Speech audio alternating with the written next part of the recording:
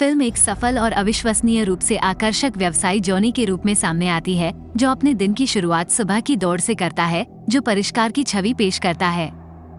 अपने बाहरी आचरण के बावजूद जॉनी एक महिलावादी स्वभाव को छुपाता है, महिलाओं को लुभाने के लिए विभिन्न पहचान रखता है, जो अक्सर खुद से छोटी होती हैं। कंट्री क्लब में उसके दोस्त फैबियो ने जॉनी द्वारा महिलाओं को लुभाने के लिए एक ही सप्ताह में 3 नकली व्यक्तित्वों के इस्तेमाल का खुलासा किया, जिससे जॉनी ने अपनी पत्नी के बारे में मजाकिया जवाब दिया कि संभवतः वो भी उसके साथ डेट पर जाना चाहती है।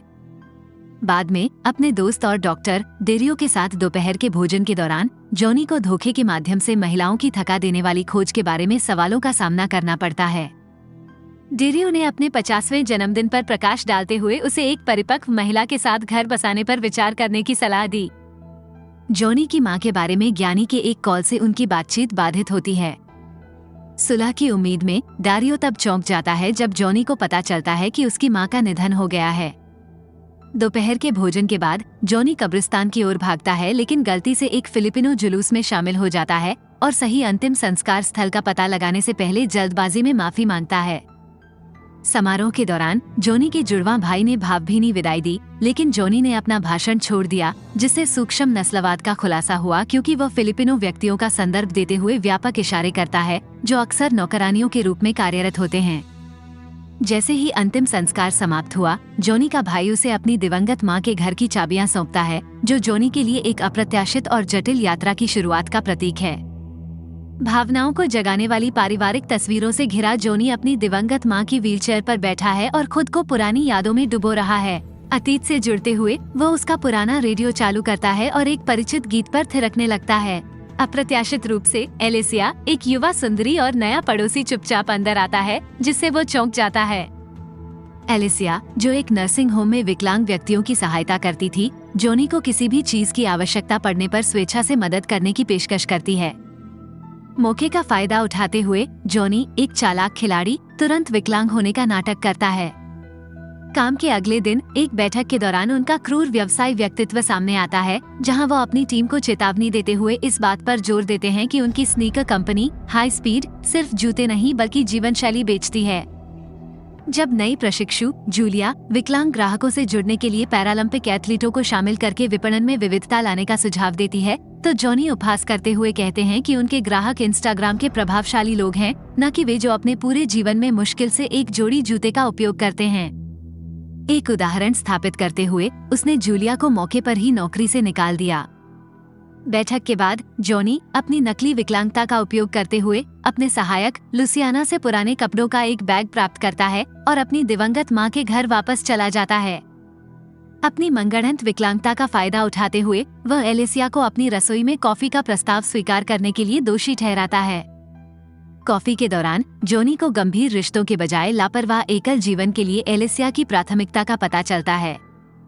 धीरे धीरे यह एहसास हुआ कि एलिसिया मिलनसार, स्वस्थ और धनी व्यक्तियों की ओर आकर्षित है। जॉनी का मध्यवर्गीय विकलांग कृत्य उल्टा असर करने लगता है।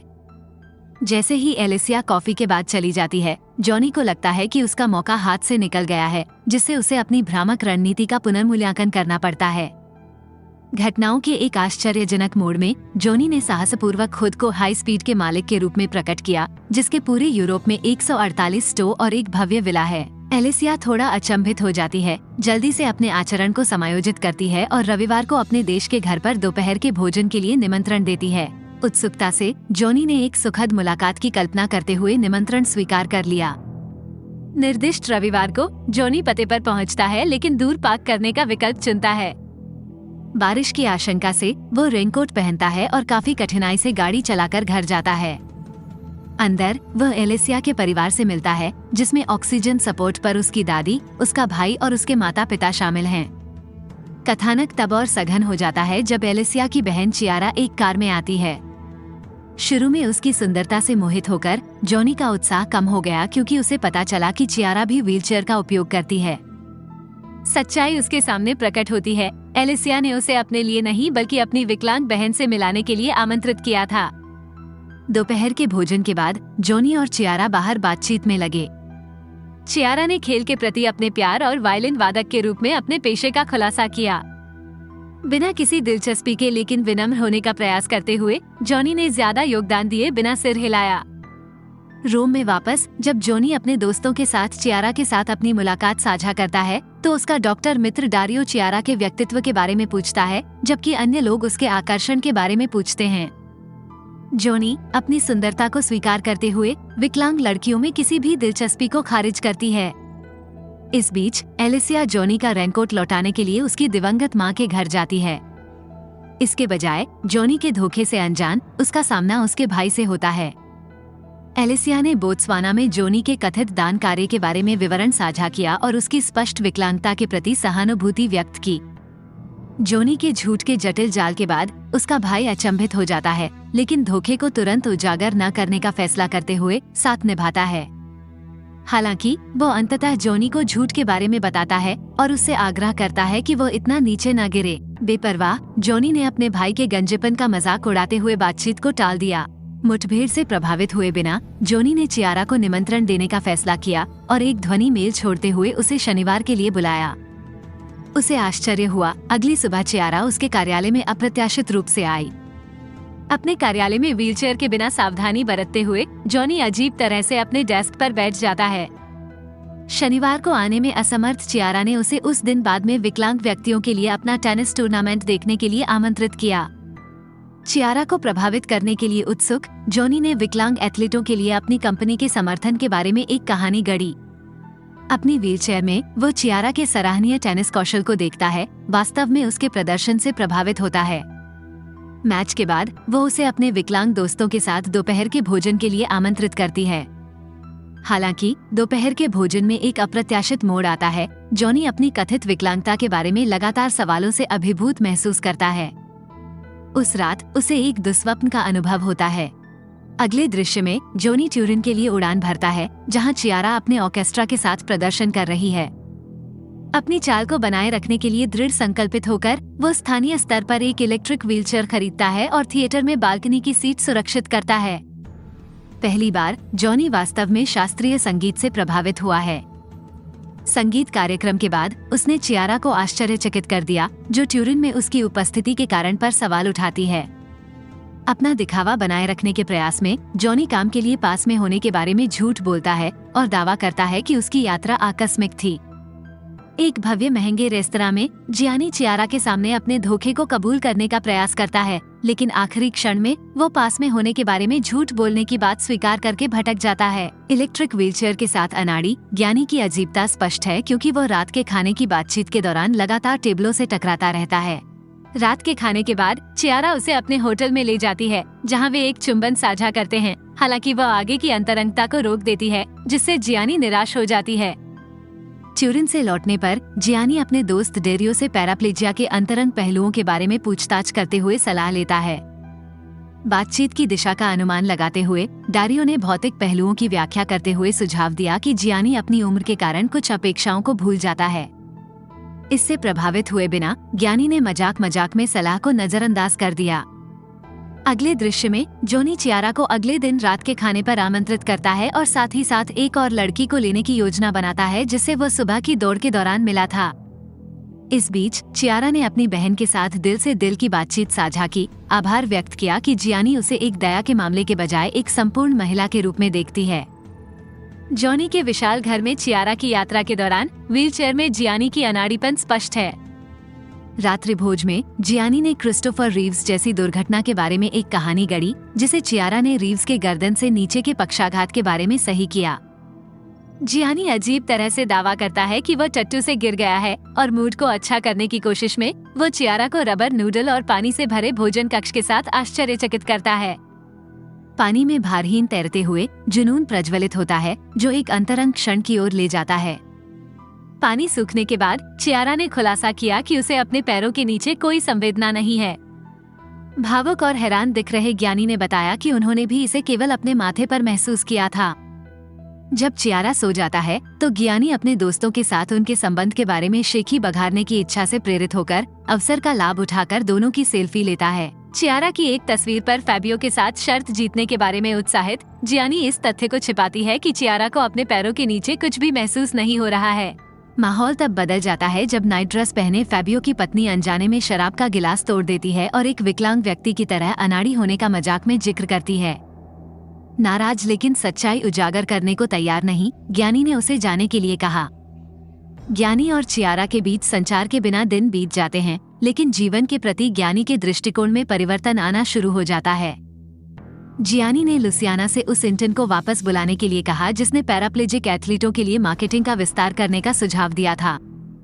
अपनी सुबह की दौड़ के दौरान वो चियारा को फोन करता है और एक महत्वपूर्ण स्वीकारोक्ति देने के लिए एक बैठक के लिए कहता है। चियारा के घर पर झूठ के बोझ तले दबी ज्ञानी कबूल करने के लिए खड़ी होती है, लेकिन उसके पलटने से पहले ही बैठ जाती है। जियानी के बढ़े हुए संयम को देखते हुए चियारा ने व्हीलचेयर का उपयोग करने में उसके सुधार का उल्लेख किया और वे एक चुंबन साझा करते हैं। कबूल करने का प्रयास करते समय ज्ञानी साहस खो देता है और विषय बदल देता है। चियारा अपने पिछले रिश्ते और झूठ और धोखे के दर्द को प्रतिबिंबित करते हुए जियानी के सामने कबूल करती है कि धोखा उसे उसकी चोटों से ज्यादा नुकसान पहुंचाता है। चियारा को खोने के डर से ज्ञानी ने कुछ समय के लिए इसे गुप्त रखने का फैसला किया। चियारा ने जियानी के दोस्तों से मिलने का अनुरोध किया, जिससे उसे डारियो और लुसियाना को रात के खाने पर आमंत्रित करने के लिए प्रेरित किया गया। रास्ते में डेरियो को एहसास होता है कि ज्ञानी शायद प्यार में है और उससे कबूल करने का आग्रह करता है और धमकी देता है कि अगर ज्ञानी ने ऐसा नहीं किया तो वो खुद सच्चाई उजागर कर देगा। रात्रि भोज के दौरान जैसे ही डारियो कबूल करने की तैयारी करता है, ज्ञानी ने ध्यान भटकाते हुए उसके सूट पर सूप गिरा दिया। बाथरूम में डारियो जोर देकर कहता है कि जियानी को कबूल करना होगा, लेकिन उनकी बातचीत बाधित हो जाती है। जोनी का भाई एलिसिया से मिलने जाता है, जियानी के झूठ का पर्दाफाश करता है और धोखे से क्रोधित होकर एलिसिया ने जियानी को थप्पड़ मारा। वह उसे चियारा को पूरी सच्चाई बताने के लिए 2 दिन का अल्टीमेटम देती है। बाद में ज्ञानी अपने स्त्री प्रेमी पिता से मिलने जाता है, जो हार्दिक बातचीत में एक बुरा पति होने पर खेद व्यक्त करता है और ज्ञानी से वही गलतियां न करने का आग्रह करता है। जैसे जैसे चियारा के लिए जियानी की भावनाएं गहरी होती जा रही हैं, उसे डर है कि अगर उसके धोखे के बारे में सच्चाई उजागर हो गई तो वो उसे खो देगा। अपने अलग हो चुके पिता के साथ हार्दिक बातचीत के दौरान लूडस की यात्रा के बारे में एक घोषणा, जो कि कथित उपचार शक्तियों वाला फ्रांस का एक प्रसिद्ध कैथोलिक स्थल है, पिता और पुत्र दोनों के मन में एक अजीब विचार जगाता है। वे निर्णय लेते हैं कि जियानी चियारा को लूडस ले जाएगा, दिखावा करेगा कि पवित्र जल ने उसकी नकली विकलांगता को ठीक कर दिया है और उसे वापस जीत लेगा। दूसरी ओर एलिसिया ने चियारा को धीरे से सुझाव दिया कि ज्ञानी उसके लिए सबसे उपयुक्त नहीं हो सकता है। उनकी बातचीत जियानी के एक आश्चर्यजनक फोन कॉल से बाधित होती है, जिसमें एलिसिया को लूडस की यात्रा में शामिल होने के लिए आमंत्रित किया गया है। उलझन में एलिसिया उनकी यात्रा के उद्देश्य पर सवाल उठाती है और चियारा अनुमान लगाती है कि शायद जियानी किसी चमत्कार की उम्मीद कर रही है। सच्चाई छुपाने से तंग आकर चियारा ने खुलासा किया कि वह जानती है कि जियानी चल सकता है। एक ऐसी महिला के रूप में जो स्वयं व्हीलचेयर का उपयोग करती है, उसने उसकी अजीबता को तुरंत पहचान लिया। चियारा कबूल करती है कि उसने झूठ को कायम रहने दिया क्योंकि प्यार करना अच्छा लगता था, भले ही वो धोखे पर आधारित हो। समूह लूडस के नोट्रे डेम के अभयारण्य में पहुंचता है, जहां उनका स्वागत फादर वाल्टर द्वारा किया जाता है, जो इतालवी हैं। फादर वाल्टर ने जियानी को गिरजाघर के अंदर अकेले मिलने के लिए कहा। अपनी निजी बातचीत में फादर वाल्टर ने ज्ञानी से स्पष्ट रूप से कहा कि वह जानते हैं कि वह विकलांग नहीं है। स्पष्टीकरण की प्रतीक्षा किए बिना उन्होंने ज्ञानी को सबके सामने खड़े न होने की चेतावनी दी, लोगों को झूठी आशा देने और उन्हें चमत्कारों में विश्वास दिलाने से होने वाले संभावित नुकसान पर जोर दिया। निडर होकर जियानी ने अपना नकली कृत्य जारी रखा और नाटक को बनाए रखने के लिए गिरजाघर से बाहर आ गया। जैसे ही चियारा सामने आ रहे ट्रक से बेखबर सड़क के बीच में भटकती है, ज्ञानी सहज ज्ञान से प्रेरित होकर अपने पैरों पर खड़ा हो जाता है और उसे खतरे से पीछे खींच लेता है। हिला हुआ लेकिन साथ खेलते हुए चियारा दिखावा करता है कि ज्ञानी की चलने की क्षमता एक चमत्कार है। बस में चढ़कर वो आंसुओं के साथ वहां से चली जाती है, जबकि रोम में जियानी की दुनिया उजड़ने लगती है। क्लब में फैबियो ज्ञानी से फैबियो की पत्नी के साथ उसके संबंध के बारे में बात करता है। लुसियाना ने कहीं और सांत्वना की तलाश में इस्तीफा दे दिया। तबाह होकर ज्ञानी अपनी मां की कब्र पर जाता है और पहली बार उसके प्रति प्यार का इजहार करता है। अपने जीवन का पुनर्निर्माण करने के लिए उसने जूलिया को विकलांग एथलीटों के लिए एक नया विज्ञापन अभियान शुरू करने का काम सौंपा। चियारा को खोजने के लिए बेताब जियानी अपने माता पिता के घर चला जाता है और अपनी दादी से अपने दिल की बात कहता है। वह अपने प्यार का इजहार करता है और एक बेहतर इंसान बनने का वादा करता है। बूढ़ी महिला ने ज्ञानी को चेतावनी दी कि चियारा स्पोलेटो में मनाती थिएटर के लिए बस पकड़ रही है, मार्ग और समय बता रही है। वो उसे परिणाम भुगतने की धमकी देते हुए चियारा को दोबारा चोट न पहुंचाने की चेतावनी देती है। ज्ञानी समय पर बस पकड़ लेती है, लेकिन चियारा पिघलने से इनकार करते हुए अपनी स्वतंत्रता पर जोर देती है और कहती है कि उसे दया की जरूरत नहीं है।